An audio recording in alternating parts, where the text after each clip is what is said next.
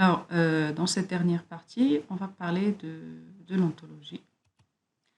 Alors, pour ce faire, on va voir une introduction, on va voir une définition de ce que c'est que ce que c'est qu'une ontologie, les différents types d'ontologie qui existent, le cycle de vie d'une ontologie et la construction d'une ontologie, comment ça marche. Alors, avant d'entamer les ontologies, il est indispensable de parler du web.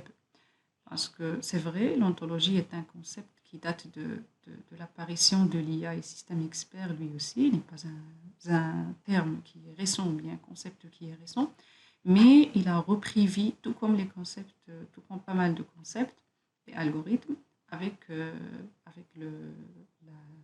l'émergence, la nouvelle émergence de l'intelligence artificielle et des systèmes experts encore une fois. Alors, comme vous le savez, le contenu du web aujourd'hui, il est adapté à l'humain. Alors, on a aujourd'hui des contenus web qui sont générés automatiquement à partir des sources de données, éventuellement des bases de données.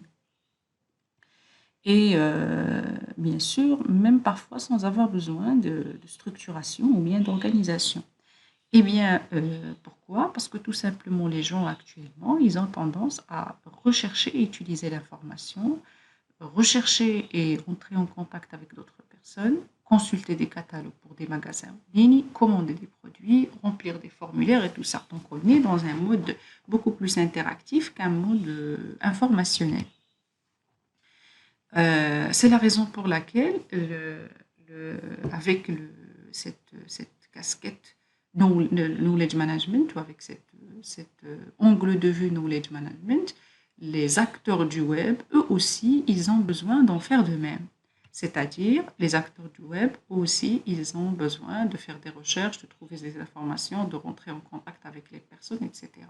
Et donc, on a besoin d'agents intelligents qui comprennent le comportement du web et qui peuvent effectuer éventuellement des recherches et comprendre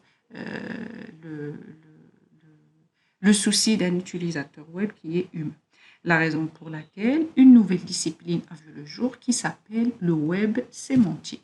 C'est-à-dire, donc le web sémantique, on va le voir tout à l'heure, donc c'est la discipline qui permet d'automatiser ou bien de comprendre automatiquement par les acteurs du web le contenu du web.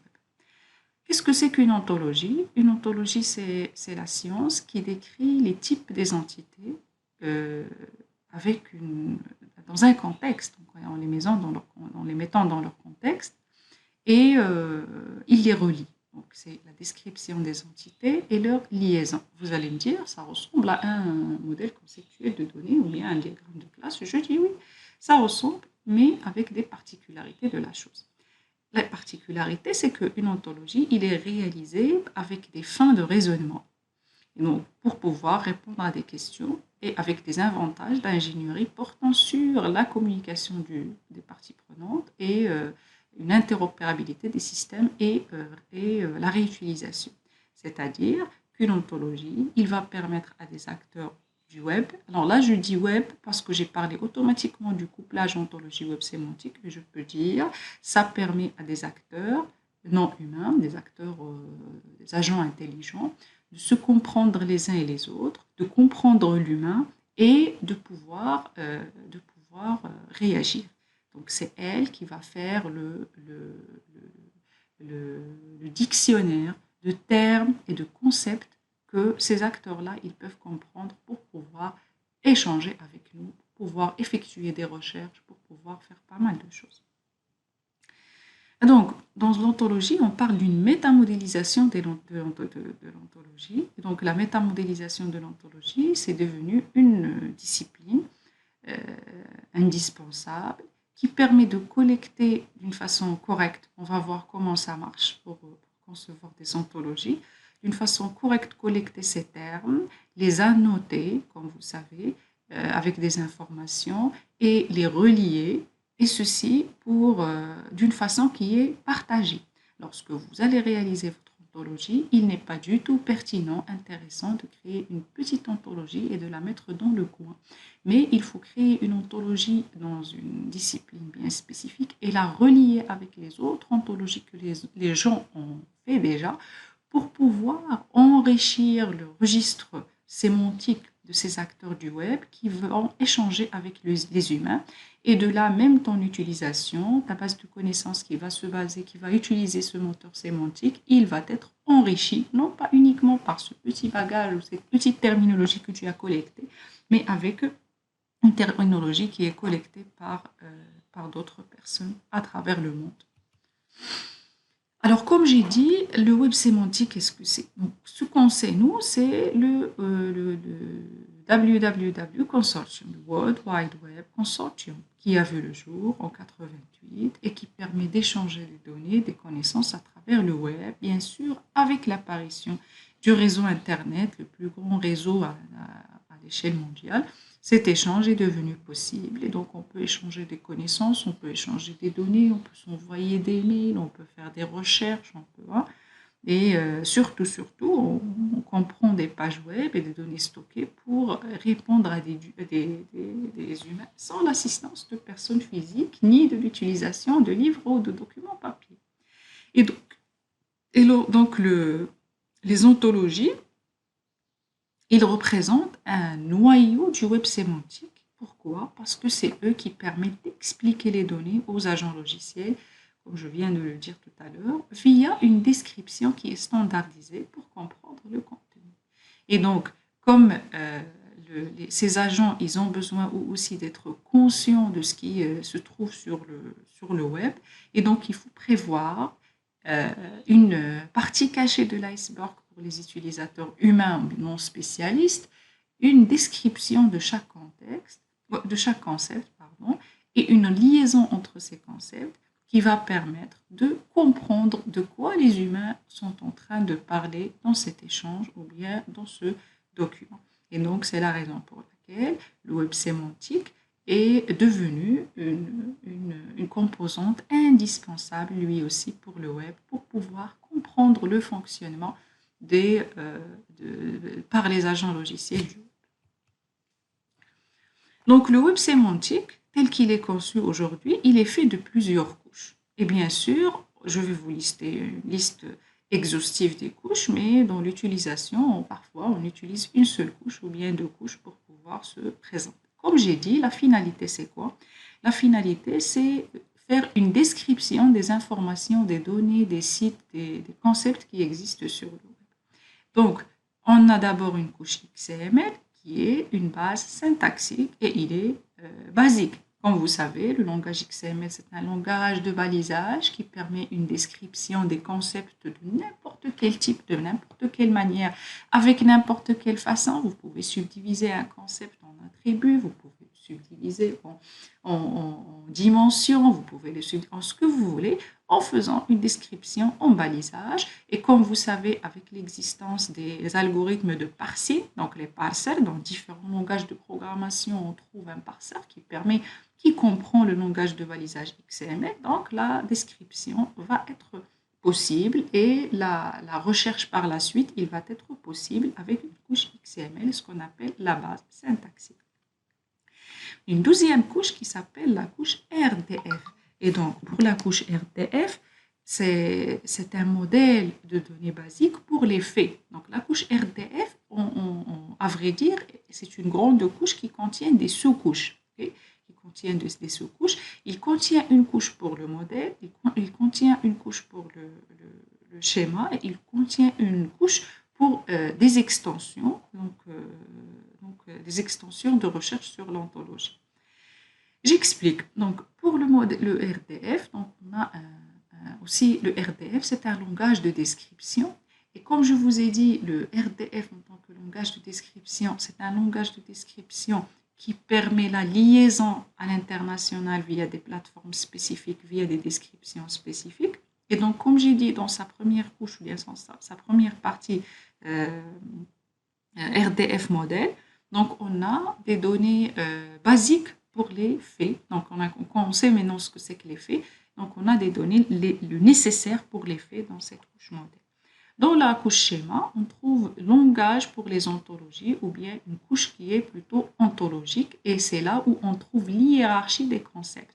Donc, quel concept est fils, quel concept est parent de quel concept, quelle relation existe entre ces concepts et on va rentrer dans ces détails. Et puis, on trouve le langage plus expressif que le RDF, Kima, ou bien le RDF schéma. C'est le standard courant du web sémantique, à savoir le langage OWL. Et donc, le langage OWL, c'est l'un des incontournables pour la mise en place d'une ontologie.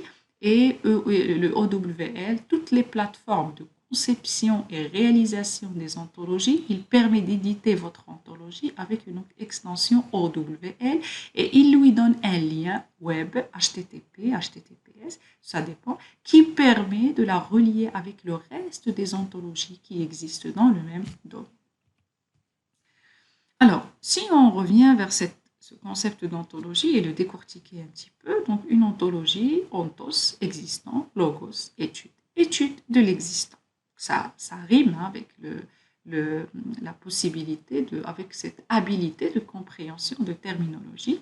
Donc l'ontologie, c'est une représentation de ce qui existe, donc des choses qu'on connaît, des concepts qu'on voit, avec dans un formalisme permettant de traitement rationnel.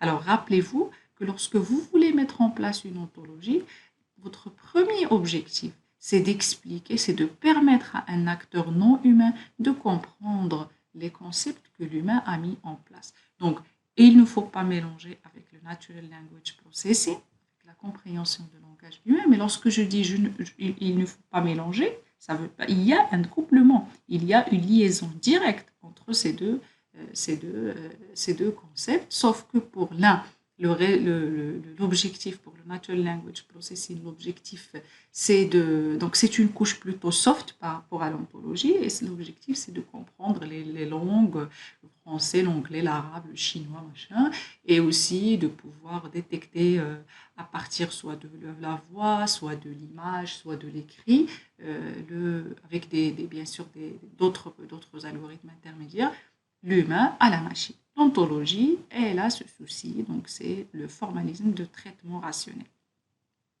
Donc l'ontologie, c'est une spécification explicite et formelle d'une conceptualisation. Donc une spécification explicite avec un langage, comme on a vu, le RDF ou bien l'OWL ou bien même avec XML, et la conceptualisation, c'est une structuration des concepts. Par exemple, si je prends le concept voiture, alors je vais faire la description, séparation, d'abord le nom du concept et puis la signification du concept. Dans le nom de concept, je peux mettre tous les synonymes de voiture, à savoir voiture, automobile, auto. Si je mélange les langues, je peux mettre même car, sayara, etc. Si je suis dans un seul langage, dans une seule langue, donc là je fais tous les synonymes. Bagnole, ça aussi ça passe, voiture, automobile, auto, bagnole, machin.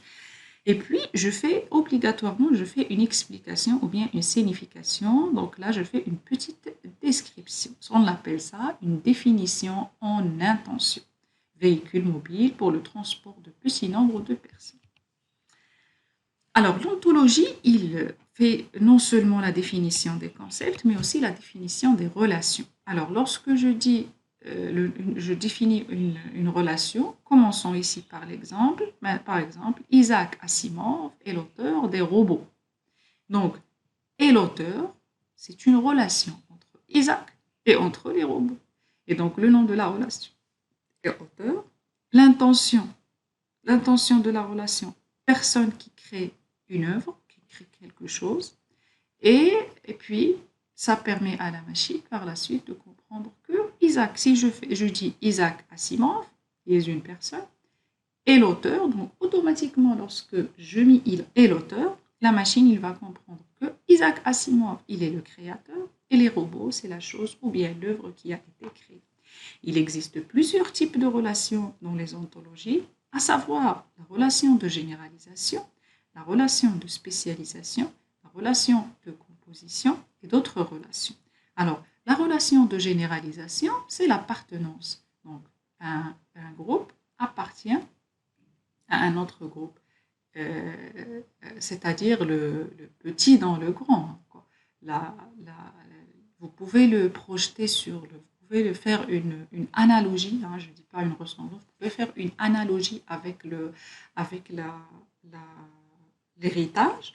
Et c'est entre concepts, on peut parfois, dans un domaine bien spécifique, on peut comprendre que c'est un héritage parfois, et on appelle ça plutôt généralisation ou bien subsumption en anglais.